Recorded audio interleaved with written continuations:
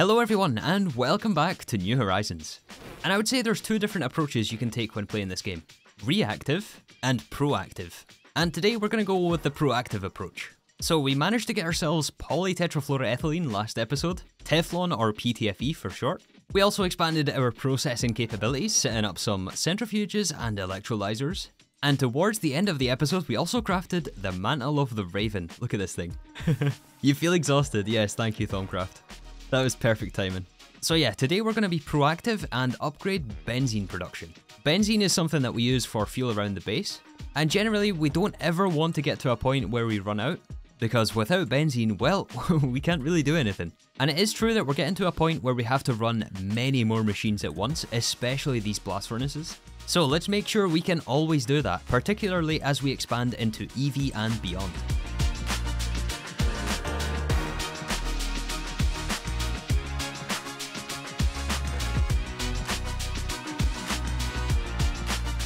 Okay, so today I predict we're going to be working with a lot of different machines, configuring many different pipes.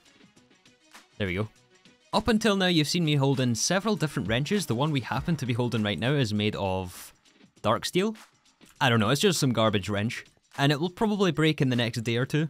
However, now that we're in the HV tier, we can actually get a reusable, rechargeable wrench, which should never break. And as you can see here, there is 215 pages worth of recipes for tool materials. So that's, it's a lot of different options. Last episode we crafted vibrant alloy for the first time, used in making our ender fluid conduits of course. And vibrant alloy is actually a really good material if you want to make tools from.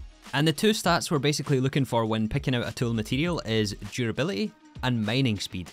All we need is some stainless steel, an electric motor at HV, a large lithium battery which is fairly cheap for us at this point, and then the last thing here is the tool material. And if we're not going with vibrant alloy, what are we going to make this from? Well, instead we're going to go with something called shadow metal, which not only sounds cooler, but is actually way better than vibrant alloy. So our current wrench has a mining speed of 8, shadow metal has a mining speed of 128.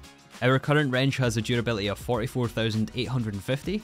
Shadow metal has a durability of 3,276,800, which is the reason why I say it's effectively never ever going to break on us. So yeah, how do we get shadow metal? Well, as you can probably imagine, it's a Thaumcraft material. And actually, I don't even know if we can get this. I really hope we can. Otherwise, we're going with vibrant alloy. But I don't want to have to concede tool materials. I really want to go for the best one. The best one in actual fact is infinity. But, I mean, you know, that's just completely unreasonable. Oh yeah, and just a fun thing. I don't know if I've showed the recipe yet, but to make molten infinity, it's made in the dimensionally transcendent plasma forge. This is pointless me showing this, but look at this.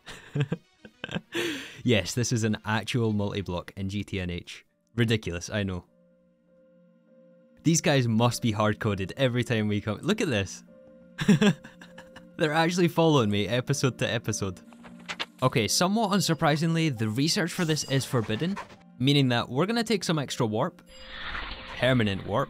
However, I believe we do need to be down this line for Thaumcraft progression later on, when we eventually, you know, go to craft the next tier of wand. Okay, that did unlock the recipe for shadow ore. Made in the crucible, of course it is.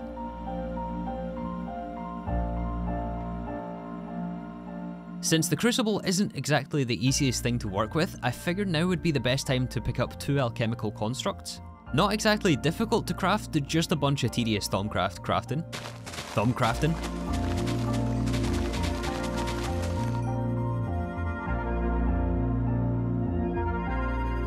Alright, and the second one here should be a request. There we go, it's called the Thaumatorium. Yes indeed.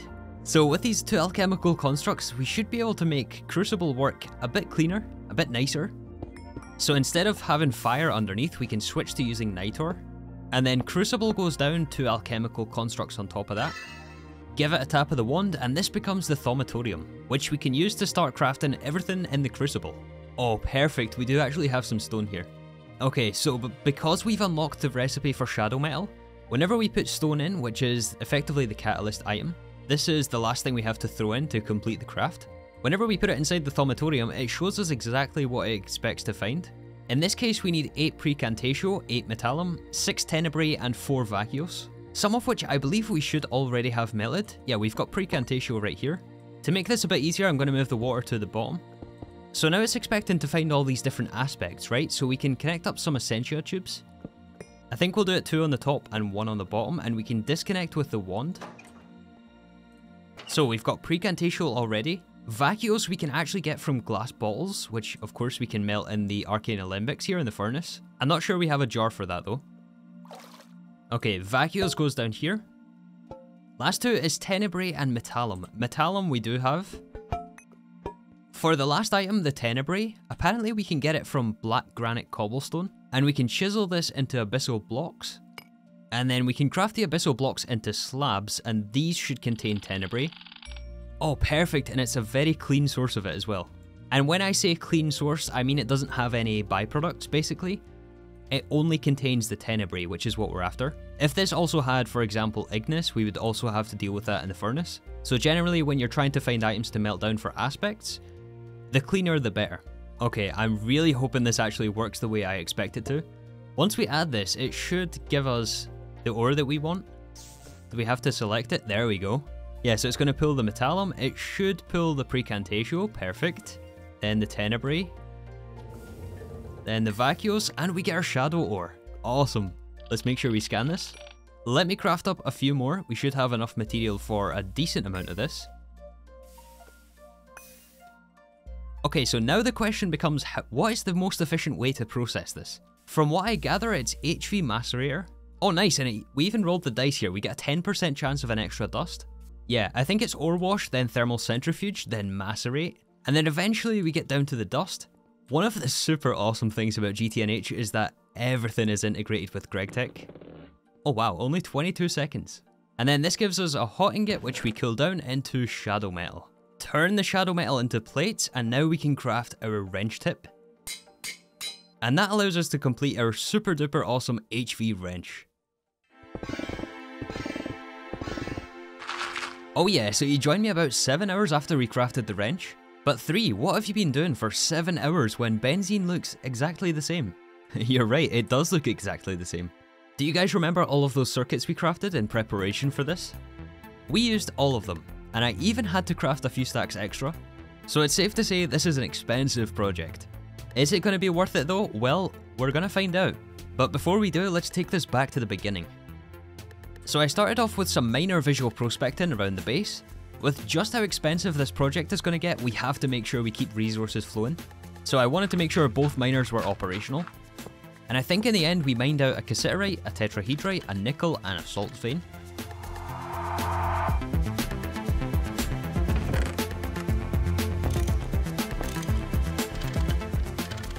I also managed to fix the issue with PTFE, just by adding in some buffer tanks between the super tanks and the chemical reactors.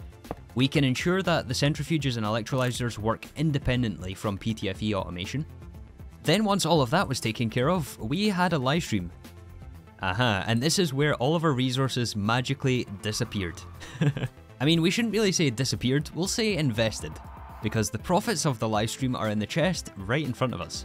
And yeah, we crafted hundreds and hundreds of components, from LV all the way up to HV.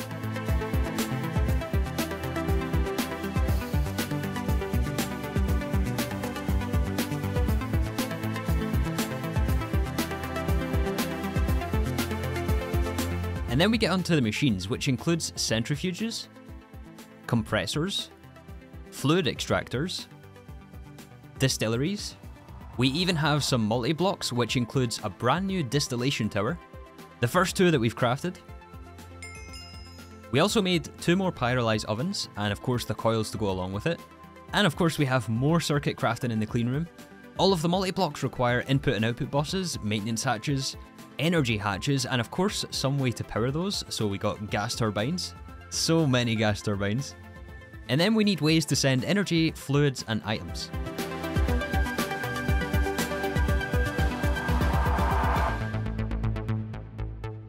And the results here are juicy, look at this. But it's not going to last very long, and we actually have to put all of this together. So let's grab the chest here and head over to Benzene. So we're going to be building Benzene 2, which by the way is linked in Discord if you would like the schematic. And so I think it's also going to be best to do this layer by layer. Some of the machines have actually moved position since we placed the first schematic, so some of those are going to have to be moved around, but for the most part, I think this should just be a matter of copying the schematic here. Are you guys ready for machines on machines on machines On wire, on machines, on machines. Okay, let's do this. No more fooling around. So, step 1. Expand our compressors.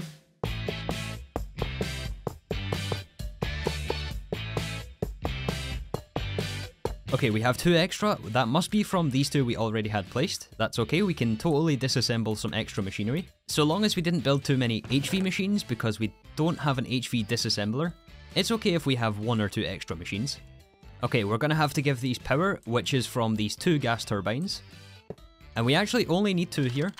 Each of the gas turbines produce 32 EU per tick, and the recipe for compressed air, which is what the compressors will be running, is only 2 EU per tick. So yes, we can run this amount of compressors with just 2 gas turbines, and we're using lossless redstone alloy cable here, which of course has to be hooked up to all the machines. I think we might need a new pair of wire cutters when this is all said and done. Okay, next up is the gas turbines. And these are going to power machines which are going to go on top here. I think it's going to be more fluid extractors. There's probably one, yeah, there's one there as well. And they all have to be facing upwards and connected to the fluid pipe. This fluid pipe here is for benzene, which of course we use to self-power the whole system. And if you were wondering why we're doing all of this with LV machinery, mostly LV machinery, it's because our goal with this is maximizing benzene output. And the gas turbines at LV have the most fuel efficiency, meaning that we get the most EU for benzene burned. So the most fuel efficient way, even if it is costly in terms of resources, is to use LV machinery. Okay, I think that should be all of the gas turbines now. Every time I'm messing with these pipes, I always mention how satisfying this is. It's so fun. Just hooking up pipes like this.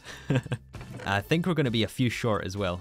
Yeah, all of these black pipes are actually potent pipes. They've just been dyed. I'm also not sure if it's necessary, by the way, to have the shutter directly next to the machine. Like, do we have to shutter this connection here? I would assume that's not necessary, but we're going to do it just in case it is. If you guys have any insight on that, maybe let me know. Yeah, and we'll do it for all of these ones too. So with layer 1 completed, I went ahead and built layer 2. The one thing I almost forgot is to set input filter for the compressors. I got all of the conduit connections copied from the original.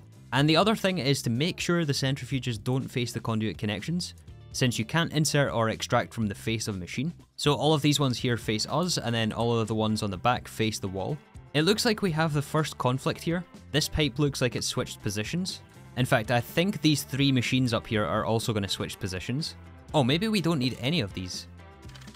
It must, oh, it goes up here, I guess. And then on the next layer as well, right? Yeah. As for the rest of layer 3 though, apart from this conflict right here, doesn't look too bad to build.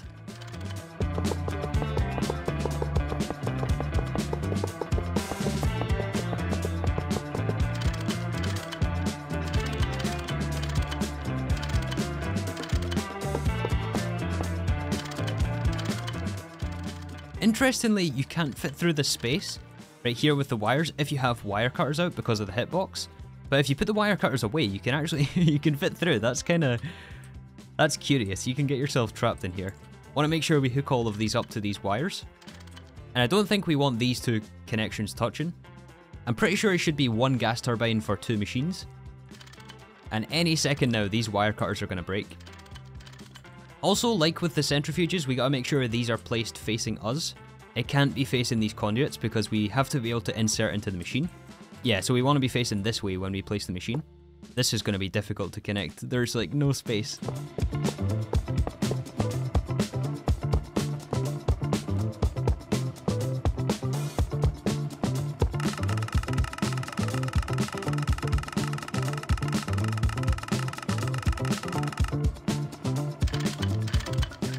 Alright, so 1 more layer constructed. Oh, actually it looks like we're missing a line here. So all of these fluid extractors will fluid extract charcoal into wood tar. And I think we're going to have to set automatic output. Yeah, and then connect these pipes. So there's actually 2 different fluids which flow through the pipes here. One is a benzene line to fuel the gas turbines, and the second one is for the wood tar coming out of these fluid extractors. Yeah, loud machines, very loud machines. It's almost necessary to hit them with a muffler. Alright, so all of the wood tar from the fluid extractors makes its way through this potent pipe, which also collects the output of the pyrolyse oven. It snakes its way all the way through here, which is what we had before, and then makes its way into way more MV distilleries, turning wood tar into benzene on circuit 3. We used to only have just one of these, and then the main super tank for benzene used to sit right here. We need to introduce way more because we're now fluid extracting way more charcoal. So how do we get more charcoal? Well, we have to upgrade the pyrolyse oven, but before we do that, I also placed a bunch more centrifuges, which centrifuge compressed air. They output nitrogen to the pipe above, and that goes into the main nitrogen buffer on the end. So yeah, currently our pyrolyse is running Canthal coils. Wait a second, we have to do this in style. Hold on. Yes, there we go. If we upgrade these things to nichrome, we take the processing speed from 100% to 150%. Although the power cost is not affected by the change in coils, it's still definitely worth upgrading. But not only that, we are also going to take the energy hatches from double LV, which means that this thing was previously running at MV. We're going to place down double HV energy hatches, which mean EV power, because 4 amps of HV equals 1 amp of EV. But not only that,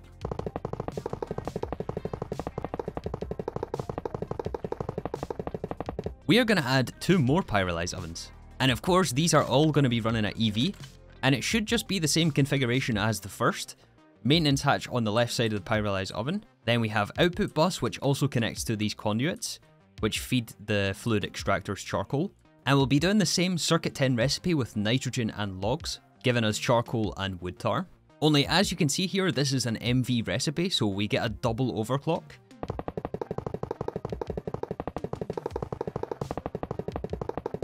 And like we had previously, we'll have input bus and input hatch on the top, along with the muffler hatch, which is necessary, even though we have pollution disabled. Awesome, and I think this cable here, this line is going to have to get changed. Yeah, this actually goes up to feed the gas turbine, which powers the farming station above. So it's actually necessary that we have that, but I think maybe we just go around this side instead. But this line is actually just temporary, since the farming station I do plan to move at some point.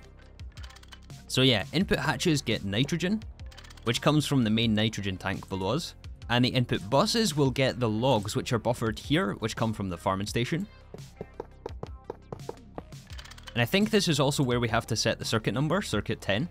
Okay, this is starting to take shape, but we're not quite finished. We have this big space over here. And this is where we introduce the Distillation Tower. Actually, there's going to be 2 of them, which is the multi-block version of these regular single-block distilleries. So if we check the recipe for wood tar, right? Depending on which circuit number you use in the distillery, it gives you a different output. One of those being benzene, which is what we're after. However, if we run the wood tar through a distillation tower, there's also a few different recipes, but for the most part, it gives you all of the different outputs. So that really is the main advantage, and you can overclock this thing more easily. So inputs have to be on the bottom. This is except in the wood tar, which comes from all the fluid extractors. No matter which recipe you run in the distillation tower, out of the 147 possible recipes, you will always receive the outputs in order, 0 being the bottom of the tower and 11 being the top of the tower. And I think they always appear heaviest to lightest, a bit like real life. And so because of that, we know exactly which slice we will receive which fluid. But yeah, this is going to be 2 distillation towers. They are normally 3 by 3, but because we're wall shading them back to back, we actually cut out a slice in the middle. So it's a total of 5 blocks long. And then the rest of the tower is basically just casing. So now, once the tower is built, it's going to look something like this. We've got the double energy input hatches at HV, taking this up to EV. And all of this potent pipe here is for benzene to feed the gas turbines. And the benzene we're going to get in the 3rd slice of the tower, so this one here. The benzene comes out of the hatch and goes into this small potent pipe to feed into the super tank buffer. But we also get creosote oil, we get phenol, we get toluene, and we get 1,2-dimethyl benzene. So those will be output on the rest of the slices and also buffered in super tanks. Did I make too many super tanks? I guess I did. That's okay, you can never have too many super tanks. Every distillation tower obsoletes 2 to 4 MV distilleries. So if you're running these things at HV, they obsolete 2. If you run at EV, they're obsolete 4. Which means we can actually remove one of these. There should be 4 slots left in the schematic, spaces for MV distilleries. Because of course we want to prioritize the distillation towers to get the extra outputs. And then any excess we want to be sent into the distilleries to give us benzene.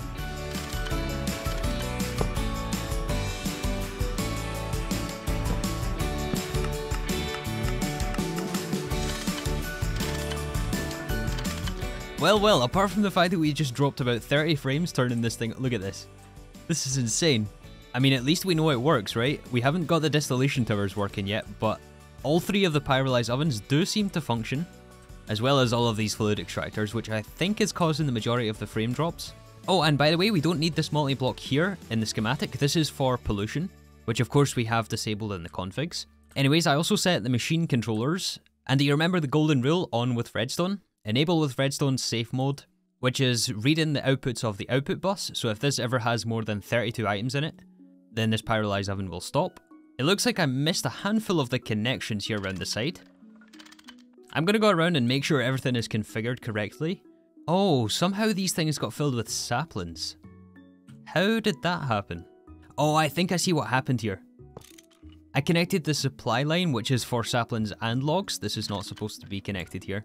Yeah, this has logs and saplings in it, which goes into the drawer first, and then we only extract logs into the Pyrolyse ovens. I think we might also need a higher tier of conveyor module. Yeah, and we'll even give it 2 connections here, and slightly just clean up the wiring on these drawers. Alright, so as we know, if the multi-blocks ever fill their output slot, then they will still happily run the recipe and just void the output, which is obviously not what we want here. So to help us in fixing that, I've made up these red crystals from Thaumcraft, and these things we can use together with the machine controller. This will also follow the golden rule of enable with redstone and safe mode, and it's going to receive a redstone signal from this main benzene super tank. So we want fluid detector cover on the side. And remember, the fluid detector cover emits a redstone signal based on the fluid amount. So we want it to set a full super tank, which is 4 million. Is that one too many zeros there? I'm not sure. Anyways, this is where we can place the red crystal, which you can think of as just basically redstone dust that you can stick on the wall. And what's cool about this is you can actually remove or disable connections just by tapping with the wand. Right, so because the super tank is not full, it's outputting a redstone signal to this crystal, which is passing it along to this crystal, passing it along to this crystal through the block and through to the machine controller, which should turn on the machine as soon as we give it a programmed circuit, right? Yes, excellent. And so programmed circuit 1, as we saw, is going to give us creosote oil, phenol, benzene, toluene, and 1,2-dimethylbenzene, which of course are going to output to all of the super tanks. And for now, we're just going to overflow void on everything except for the benzene tank. So it will effectively stop when we are full on benzene. Everything else though, we're just going to void when we have the full super tank. Although eventually we will actually use all this stuff. And yeah, we just want to repeat the same thing on both sides, because of course there are 2 separate distillation towers. So one of the first uses we have for PTFE is actually to make empty cells. And this is the most favourable recipe I believe in the game, since 1 ingot or 1 sheet can give us 4 cells, whereas it's 1 steel to 1 cell, and 2 tin to 1 cell. It's quite strange that we're using this as the first recipe for PTFE, the first usage for PTFE we're making cells with, but we need all of these cells actually to fill these compressors, which are supposed to feed the centrifuges, which make us nitrogen. Oh, and we need more mufflers. Did I make more? I think I might have made extra. Maybe not. Oh yeah, 40 is enough. Oh, these machines make so much noise, it's unbelievable. It's Gregtech's way of making you go insane, even more than all the microcrafting. Yeah, we're going to need a fair few stacks of empty cells here. Fortunately, we do have a lot of PTFE. Oh, and this is going to give us so much oxygen. Yeah, we get almost 4 buckets of nitrogen and 1 bucket of oxygen. We are going to be swimming in oxygen from this now. And we also get oxygen over here, along with all these drawers, which I'm thinking about actually moving. Although, truthfully, I am considering moving the whole thing. Which I just decided on like a couple of minutes ago. But if it's going to be as laggy as it is, we might actually move it several chunks to the right, because a huge drop in FPS isn't exactly great for the base. But don't worry, I'm not going to build that on camera if I decide to move it. I'll move it on my own and just copy it 1-to-1. I'm not exactly sure about that, but yeah, I did turn it off. Let's turn it back on and let's see what the frames are like. I bet it's going to be horrible here. I think as soon as the fluid extractors start to turn on, yeah, we can start to feel it now. Look at this. This is awful. Yeah, it's all these fluid extractors. I wonder if maybe just covering them is going to make any difference. I somehow doubt it. 90, but it's uneven frame pacing, so it's not just a low FPS, it's like really, really inconsistent. So was it all worth it? Well, I'm not actually sure. To be fair, we are making more benzene. In terms of the amount of energy we get from this though, it depends actually what we want to do with these byproducts. So the creosote oil we can actually burn. Same with the phenol and same with the toluene. Although toluene we do actually need here to go to space. I really need to get away from this area. The FPS is just unbearable here. Yeah, you guys might come back next episode to that thing being completely moved. We are basically committed at this point though to benzene, so we have to make it work somehow. Something we might be able to do is move it to the void dimension, because unlike the last time we played, we can actually get access to the void after we go to the moon, and it's no longer after tier 3. It used to be that you had to get to IV before you could move. The quest used to be right here. So yeah, the void dimension for that whole setup is an option, potentially. Oh yeah, look at all that salt. Truthfully, I had to redo a lot of the segments due to some technical difficulties. So hopefully we should be back to normal next episode. I apologise if this felt a bit different. However, I think we're going to make this a bit of a shorter episode this time around. I'm going to try to get the materials that we lost crafting all those machines back. Yeah, we've got a lot of material processing. I'm going to make a start on this between episodes. I would love to hear your feedback about the setup we made this time around. But until next time, thank you guys so much for watching, and I hope to see you in the next episode of New Horizons.